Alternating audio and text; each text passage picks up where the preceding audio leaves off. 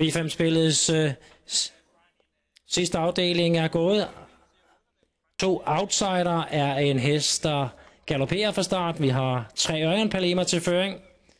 Så har vi 6 Obelix, der bliver kørt fremad for Anders F. Jensen. Og ind i første sving er det 6 Obelix, der trykker sig til føring her midt i første sving.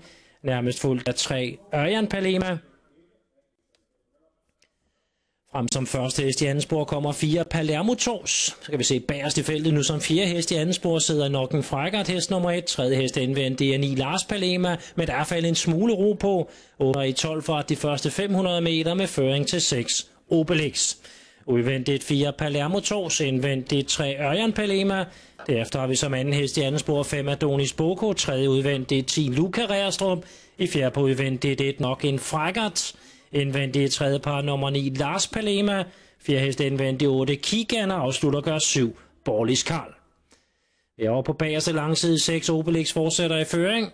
Vi har ikke set noget endnu til nummer 1 nok en Frækkert, som sidder som 4 hest i andet spor nu på vej i tredje spor.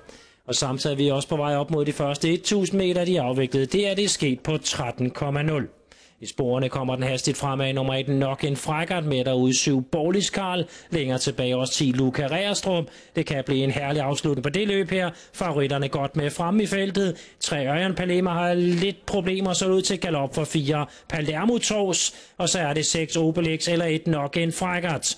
Det er 6 Obelix, der stikker nu og forsøger at få de afgørende meter. 1 nok en Frækkert forsøger på. 3 Ørjan Palema er med. Der kæmpes lidt om positionerne, men det er vel andenpladsen, de kæmper om. 6 Obelix har kontrol i øjeblikket, og 6 Obelix synes at have kontrol på det løb her. Den bliver lidt malet til slut, men der er sikkerhed for, at den vinder. 6 Obelix vinder foran en godt afsluttende 9 Lars Palema og 3 Ørjan Palema.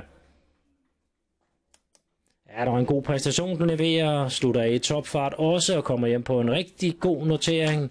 Nu er det svært at trykke af her på låden bag dommertårnet tidsmæssigt, men en 12-tering har jeg faktisk på 6 Obelix, hvis det holder stik. Andenpladsen til en rigtig velgående 9 Lars Palema, der slutter godt af, og så var det indvendigt 3 Ørjan Palema, der tager sig af løbets 3. plads.